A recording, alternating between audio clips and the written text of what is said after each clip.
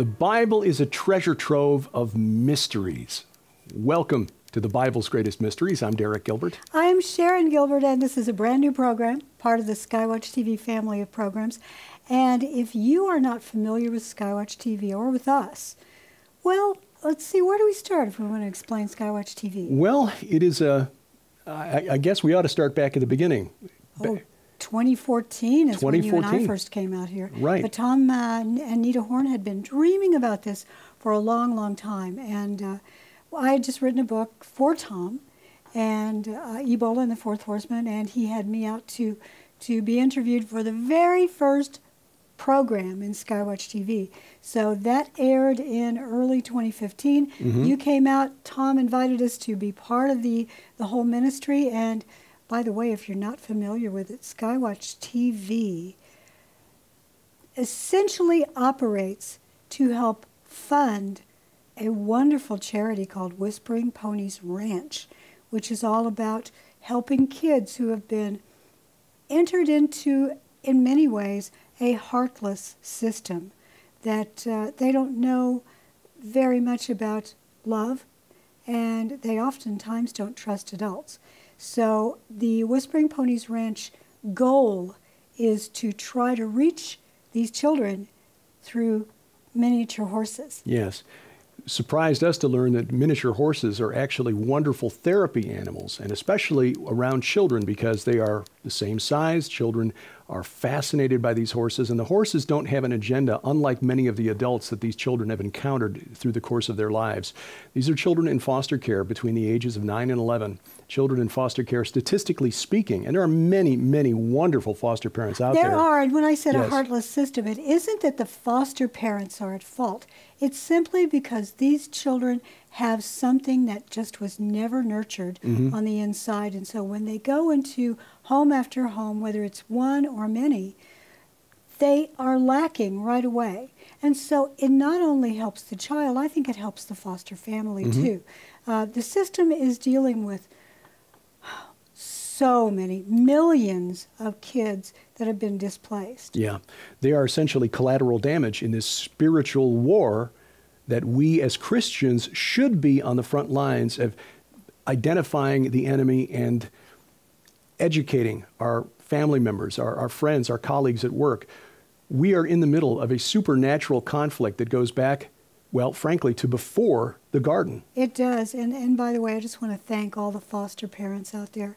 Don't ever want you to think that I do not appreciate you. I've met a lot of kids who grew up in foster homes, and many of those parents, including my niece, are incredible. Yeah. My niece and her husband raised 2 foster kids, adopted one of them, and I'll tell you what, changed lives by doing that. Well, that's what Whispering Ponies Ranch wants to do. It really is, yes. Just showing them the love of Christ. And what we do through SkyWatchTV and now through the Bible's Greatest Mysteries is to not only educate and edify the body of Christ, but also through the books, the DVDs that we offer for your donations to finance the operations Whispering Ponies Ranch, so that Royal Family Kids, Teen Challenge, and other ministries that take advantage of the facilities don't have to pay a dime, because we never want to have one of those ministries in a position where they have to decide which children have to remain at home because they didn't have the additional funds to bring them. So that's what your support of the Bible's Greatest Mysteries and SkyWatchTV does. And God bless Tom Horn for having the confidence in us and the faith in God to allow us this forum to put together this wonderful studio that looks very much like Sherlock Holmes' library, which is not by coincidence. No, isn't that wonderful? Well, Tom invited us to be part of SkyWatchTV. Now let us tell you a little bit about us. Derek used to be in radio. Yes, I was in broadcasting for many years. This was when my normal friends were growing up and we were listening to radio. They would be listening to Top 40 radio. I would be listening to the late night talk show hosts, because that's what I wanted to do when I grew up. You're a bit of a geek, aren't you? I am.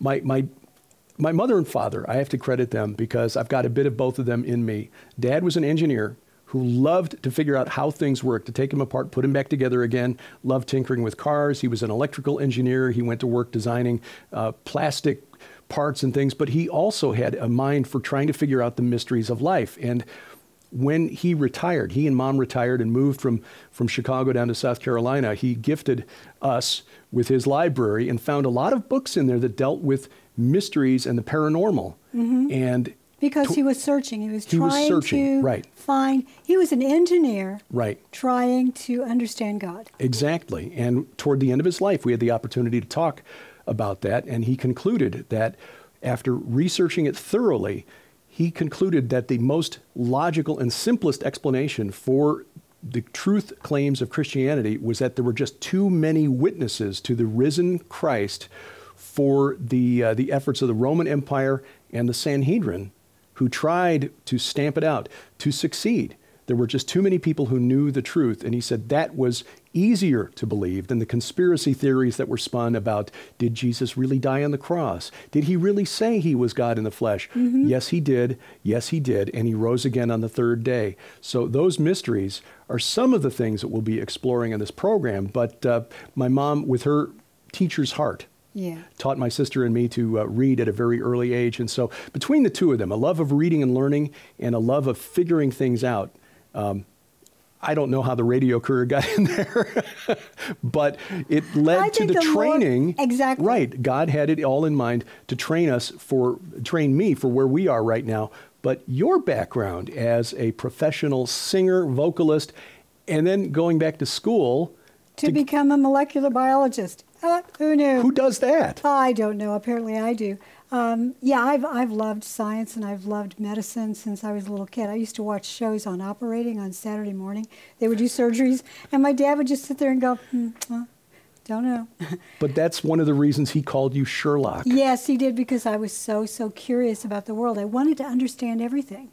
It's not that I have an engineer's mind. It's I have one of those brains that simply wants to understand everything. And an engineer tends to go linearly. I go laterally. I look at the entire world and I want to connect all the dots to everything, which is what we want to do in the Bible's greatest mysteries. Well, you know, and that's one of the reasons that you and I are perfectly suited for each other. God knew what he was doing when he brought our lives together, because I tend to be very linear and go really deep into specific topics. But sometimes when I hit an obstacle, I will continue bumping against the obstacle, whereas Sharon sees, why don't you just take a jump to the left and then go around? It's like that little Roomba that we used to have till it died. That's it would right. just bump into thing over and over again. And I just go, come on, pick it up, move it, go around it. But yeah, I think that may be one reason it died. It just did. Its little brain wasn't working correctly. But the Bible can be explained. Yes, yes. And by putting those skills together, going deep, but also thinking laterally and looking for clues in how these patterns fit together. I think we have, God has allowed us to see some things that are encouraging and exciting. Let me just say this very bluntly. If you think the Bible is boring, it's probably because you've been taught that most of the characters in it aren't real. Most of the people in it. Most of the people in it. And by characters, I mean, you know, it's though you're reading a story, but the people in it, but also the entities in it. As the title of our most recent book, Giants, Gods, and Dragons, we did a deep dive into... Which I just happen to have a copy of here. Good thinking. Yeah, well... These characters, these giants, these gods, these dragons, played essential role in this long supernatural war in which you are deployed. But most American Christians, as revealed by survey after survey, don't really believe that they're real. No. No, I like the way you put that, in which we are deployed, because you're not taught in church that when you're born as a human being, you're born onto a battlefield. There is a long spiritual war that's been taking place between God's throne and the throne of the infernal realm. I mean, rebel angels long ago decided that maybe he's not as powerful as he keeps telling us he is, and I think I can probably take him. How'd that work out for you there, Satan? Just did not work out well for them. We want to show the beginning of that war, and we're also going to tell you about the end of that war, which is amazing. And we're told about the end of that war in the Bible. Absolutely. And many of the things that have puzzled humanity for years, for example, is there life elsewhere in God's creation. We'll explore that. Well, that's verboten. You cannot say that. You can't ask about aliens in churches. Well, most churches don't deal with this, but it is one of those deceptions that is leading people astray. We had the opportunity to attend the annual UFO festival in Roswell, New Mexico in 2017, which was the 70th anniversary of the crash of whatever it was. And we found that for most of the people there, it was a spiritual quest. There were a lot of New Age believers there. Right. Again, I love the way Paul puts it when he's on Mars Hill. He says, I see that you are very faithful and religious men. Let me tell you about this one God. They had a shrine there to the unknown God, just in case they missed one. Right. He said, I know who he is. Yeah. Well, that's what we hope to do with the Bible's Greatest Mysteries, is take advantage of this platform to show you that there are biblical answers for these mysteries that are drawing people away from the church. A survey conducted in 2012 by National Geographic Channel as they were launching a new UFO show, one of the dozens that are available on the cable television networks, showed that 1/3 of American adults believe that we're being visited by extraterrestrials. And yet, yeah. That's huge. It is, especially when you consider that according to the Barna Group, George Barna of Arizona Christian University, only 7% of American adults have a biblical worldview, which is defined as believing 6 major tenets of the Christian faith. I mean, Christianity 101, Jesus lived a sinless life, was born of a virgin, Satan is real and not just a concept or a, et cetera, et cetera. 7% believe that in God as he revealed himself in his word, but about 1/3 of Americans believe that we're being visited by extraterrestrial entities. So there are more people who believe in UFOs than believe in the God of the Bible. Well, there's a big story right now that before he left office, Trump signed a bill, that part of the bill was requiring the spy agencies to release a report on ATIP. Yes. AATIP. It's this organization that Harry Reid and Luis Elizondo put together. Yes, the Defense Intelligence Agency, and I we're tell you what it stood for, but it depends on who you ask. The AA, it's like aerial aeronautics, aerial airships. You know, it's like advanced it varies depending upon what story they want to spin, and that's the bottom line. They're spinning a story out to us. So when that report is finally released, most of it will probably still be classified, and the little bit that we'll know will move us 1 inch closer to the goalpost that they put up. Which is believing that there are no entities that we would call angels and demons as Christians, but there are space brothers, and not only that, they're coming back to save us. Well, if so far you're sitting there looking and saying, oh, these people really are crazy. Well, I think we're crazy in a good way, but then so is Tom Horn. He put together this whole thing, and he has an assignment for us. So after this break, we're going to dig in and see what his first assignment is. Yes, the Bible's Greatest Mysteries continues. A child who is trafficked is sexually abused on average 5 to 15 times a day, and only 1% of these crimes are ever reported. This unimaginable darkness must be stopped.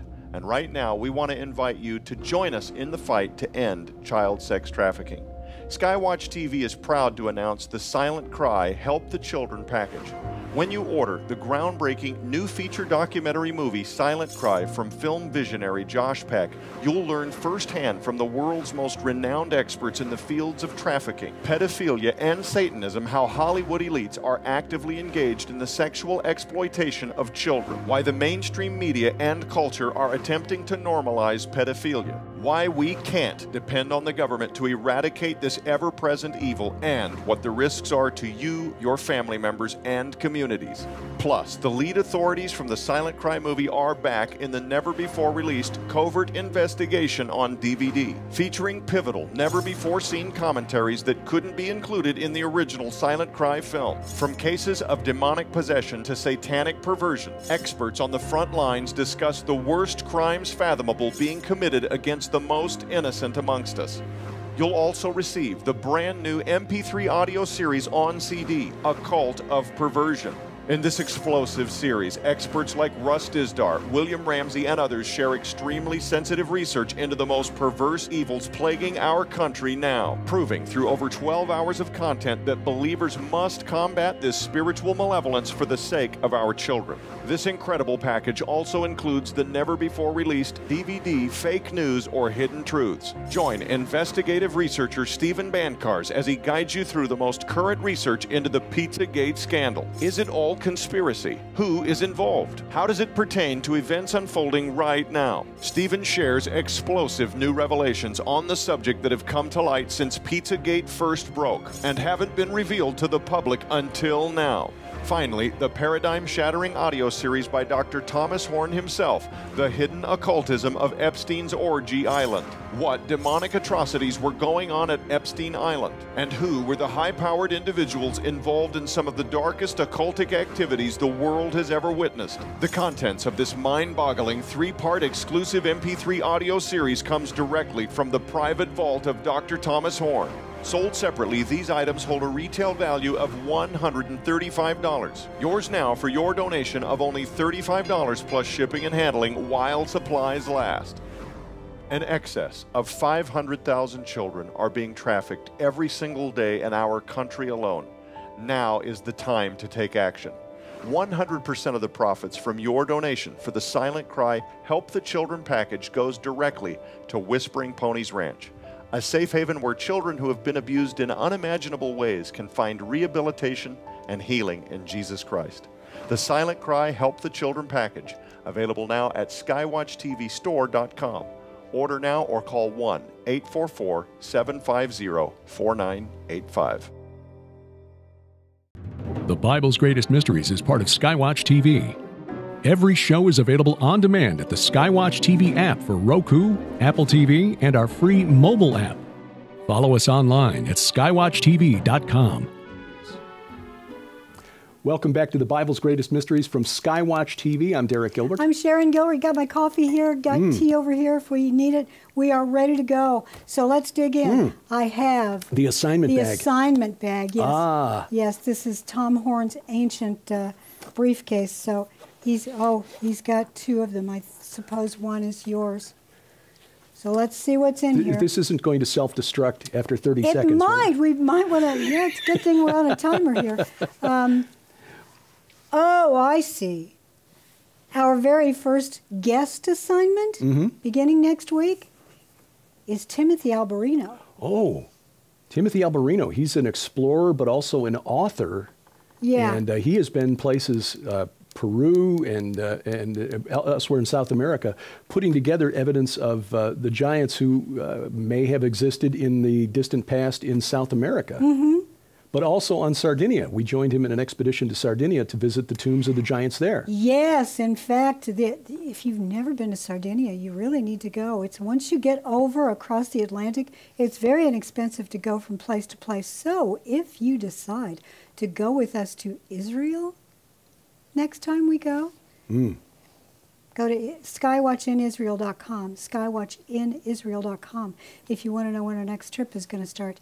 Oftentimes, we will go someplace right after because it's like another $100 or something just to fly over to Rome or to England or to Sardinia. Much more cost-effective than flying back to the U.S. and then flying back. But there's a ziggurat on Sardinia. Yes, which we had the opportunity to explore, which is really fascinating because the ziggurats aren't supposed to exist outside of Mesopotamia. This one is built out of stone because you got stone in Sardinia, lots of stone. Lots of stone. Not so much in ancient Sumer, but no, fascinating stuff. The other assignment he's given us, he said, I want you every week to talk about current events, news that I can relate to the Bible.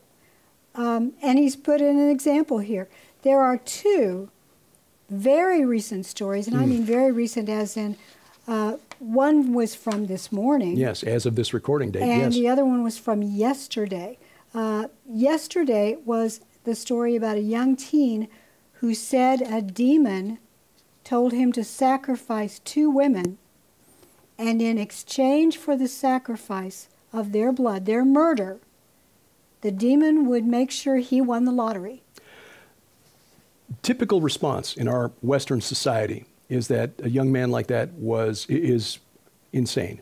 Yeah. And we don't discount the psychological aspect of some of these things that have taken place. But when somebody says that they're hearing voices from another realm, another entity directing them to do things that are obviously evil, we shouldn't discount their testimony. There are others who have done similar things who claimed that they were being directed to do so by a demon or a voice. As Christians, we need to consider the possibility that those people are actually telling the truth. Yes. But that's not the response of our society. There was a line in the movie The Exorcist, the very famous film, where Father Karras, who was one of the two, he was the younger priest who was assisting the older priest, Father Marin. He was the psychiatrist. Right, he was the psychiatrist, and basically told the mother of the young girl that they were going to visit that the church stopped believing in demon possession when it discovered the science of psychiatry. Well, that is essentially the default setting of most of us here in the West, including Christians. But as Christians, understanding that we're in a supernatural realm, we need to consider that this actually is true. Imagine being a soldier in a theater of war, and you go to your general and you say, you know what, I think I'm just going to sleep in today because I've figured out that the enemy that you have us going up against every day really isn't real. Yeah. Good luck with that, buddy. Well, exactly. We see another example of this from India, of somebody being motivated by... Yes, that's from this morning. This story that 4 persons in India were arrested for performing a ritual that involved the sacrifice of a camel. Yes, apparently there was a gentleman who is a dairy farmer. He has 30 cattle. 30 dairy cows, and they were starting to dry up. They were giving less and less milk, and he didn't know what to do. But apparently this region, this particular state in India, has a long history, centuries old, where sacrificing camels is acceptable. It's only recently that the new head of this state has said, we're not going to sacrifice camels anymore because they are now our state animal. You can't sacrifice the state animal. But apparently there is no law against this within the country. So the question will be, is it going to be the local rule or the actual country rule, the government that steps in and says, well, we see nothing wrong with it. The problem is, in order to do this, he didn't just go and get a camel and decide to, he went to get a god man, a shaman. In India called a bopa. Yeah, and this was the recommendation of the bopa, that he sacrifice a camel and that would solve his problem. And so the bopa, the god man, and 2 others were involved in it. They cut off the head of the camel. They offered the head to the entity, the god that they felt was going to help with the milk problem, and they ended up burying it for a couple of days. Then they went back. Now here's where you have to ask yourself, why did this happen in the first place? Why do this? It's because they really did believe that a god, an entity, would help with this. But why go back, dig up the head, and then take it back to your home, where it's evidence that you are part of this, and he buried it in his home? It is, there are voices that speak to us from the spirit realm. Sometimes we don't recognize what it is. We just feel depression or anxiety or anger, and we don't recognize it for what it is. But we need to remember Paul's words to the church at Ephesus. We wrestle not against flesh and blood, but against principalities, against powers, against cosmic rulers over this present darkness. He meant evil intelligences who want to do us harm. Yes. And another story that was in the news today as we're recording this was the teen who wanted to copy a popular television program by killing someone and destroying the body with acid. Again, you have to ask something, when something like this happens, is this person just inherently bad because he didn't have access to a specific government program, or because he's being influenced by entities in the spirit realm? He had previously told a psychiatric nurse in therapy sessions, he had told this nurse that he had a strong desire to slit a woman's throat and then make love to her after she was dead. That's called necrophilia. That is, and it's one of the practices done in antiquity, and apparently even today, that serve as rituals to make the god happy with you. Yeah. Well, it is clearly not, it's an example of something that is so far beyond the pale of what is rational human behavior that there's a strong probability that it is spiritual in nature. Yes, and please forgive me, I probably should have warned moms and grandmoms and dads and grandpas that we try to make all of our programs accessible to young viewers, but sometimes what we have to talk about is really disturbing.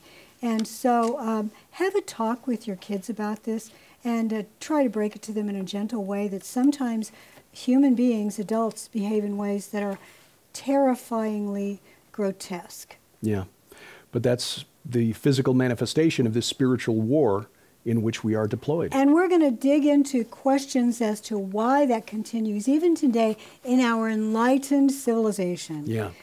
During the many months ahead, I pray, and years ahead of the Bible's greatest mysteries, because I know with Sci Friday we did that for over 5 years, and we've gone more than 2 years now with Unraveling Revelation. Yeah. But the reason, the thing that inspires us here as we talk about these mysterious things, and not every program will deal with things that are quite so scary, but we'll deal with the hope, the evidence that we have for the glory that will come when Christ returns at the head of his heavenly army. We do. We have such hope. It is, and the Bible is full of evidence that points to this. 1 Corinthians chapter 15. Paul essentially lays out apologetics. The risen Christ appeared to hundreds, most of whom are still alive. In Galatians 1, verses 11 through beginning at verse 11, he writes about reading words is so hard. he writes that he spent a couple of weeks with Peter and with James in Jerusalem because he was trying to determine, after his Damascus Road experience, what was truth. Because the disciples remembered, wait a minute, you're the guy who held the coats while they stoned Stephen. Right, but Paul wanted to see for himself. He heard directly from those who had walked with Jesus and seen the risen Christ. Is this true, what I've learned in Damascus? Exactly. Yeah. We're going to try very hard over the next few months, years, that we're going to dig into the Bible and try to give you the answers that you need, not only to witness for Christ, but also to share with your kids and grandkids. Absolutely. Ours is not a blind faith. Thank you for watching. This is the Bible's Greatest Mysteries from SkyWatch TV.